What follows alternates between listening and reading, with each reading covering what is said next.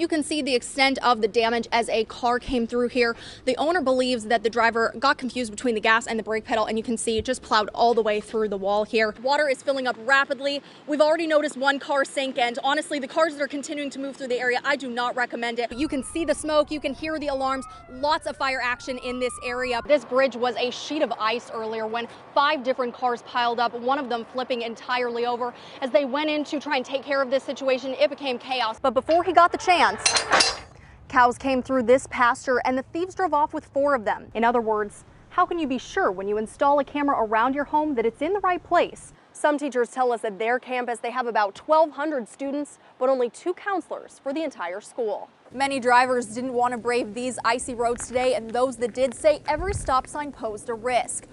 I don't know how this is going to work out. Pamela, thank you so much for speaking with us. Now, she did say that her entire family was able to evacuate. They're waiting with many others right now to see what happens next. We're standing out here with them to follow up on this. Reporting live in Tulsa, Megan Allison, 2 Works for You.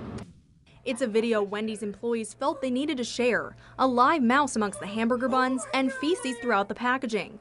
Skylar Frame shared this after she says management did not take action on Thursday. I just hear mouse, mouse, mouse, and I'm like, we do not have mice in this store, like what?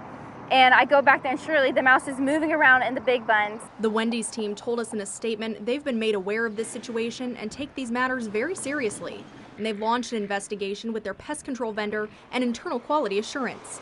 Employees say before this was reported, even just this week, loose cigarettes were left in the preparation area. Well, the managers, they're just like, yeah, we'll get to it. Yeah, it's not really that big of an issue. My boyfriend's mom, she called up later and was like, is there mice in your store? And the manager at the time, Lillian, she denied that.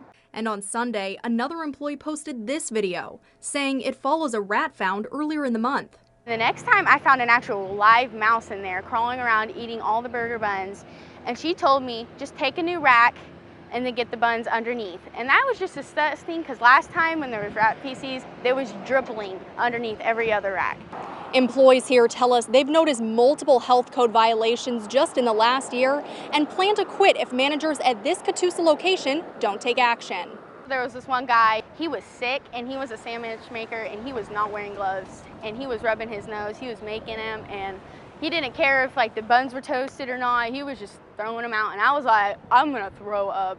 Wendy's corporate went on in their statement to say nothing is more important than the safety of our employees and customers, and we have stringent procedures in place to ensure a safe and well-maintained restaurant. They confirmed the local health department visited this location earlier on Friday and found no violations upon inspection. Reporting in Catoosa, Megan Allison, 2 Works for You.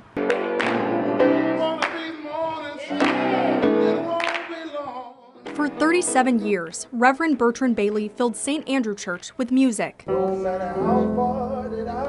and laughter. In a neighborhood that suffers from crime and struggle, the pastor aimed to create a safe haven. A light shines its brightest in the darkest places. And so this church was sent here to be a light in the community no matter how dark. Bailey's family is continuing his legacy here at St. Andrew Baptist with the goal of spreading his love for the community. He was giving. He always wanted to give and to do. He had a boisterous laugh.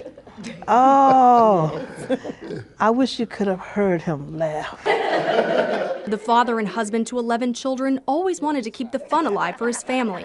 Just last week, he promised his wife a dinner and movie date for Valentine's Day. My 10 living children set up his hospital room with rose petals, roses, dinner, flowers, balloons, so their dad could keep his promise to me. And the lessons Bailey taught in the church, he also preached at home. The biggest one, how to love without limits. I slept in his chair the first night and I felt like his arms were around me. And I felt, like we're gonna be okay because he's not gonna leave us. He's in our hearts forever. They feel him here, between the pews or behind the piano. Reporting in North Tulsa, Megan Allison, 2 Works for You.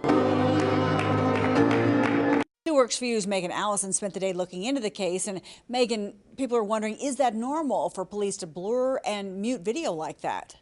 Karen, I met with police today to ask that very question. I also dug into the department's policy on the use of body cameras. What I found could be at the heart of the department's internal investigation into whether protocol was overlooked on the night of the stabbing. Camera keep coming on. My camera keep coming on. Footage from March 2nd appears to show a Tulsa police officer trying to turn off his body camera while on the scene of a stabbing. The victim, Judge Sharon Holmes, found with a wound to the leg. It was first classified as an accidental injury, later changed to domestic violence. Now, the entire evening is under investigation. I think some officers might have been confused as to what type of call they were on, and that might be why some of those cameras were turned off. Much of the video released is heavily blurred or shows officers holding their hands over their cameras.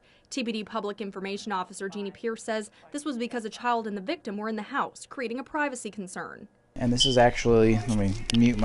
There are times where the audio is muted, like during a phone call with a supervisor. We looked at TPD's policy, which says any tampering or obstruction with the intent to disable the mobile video recorder system during enforcement is forbidden. We asked police if that policy was followed in this case. Officer Pierce tells us some officers were likely confused about when enforcement was over. I do know that there is an internal investigation into the whole incident, and once we get through our internal investigation, we might find that there are some issues that need to be addressed. The public information officer says these kinds of redactions are not taken lightly. They don't ever redact something that doesn't need to be redacted. They follow the policy. That is actually the job that they have. So when they put those out, they are putting those out according to the Oklahoma Records Act.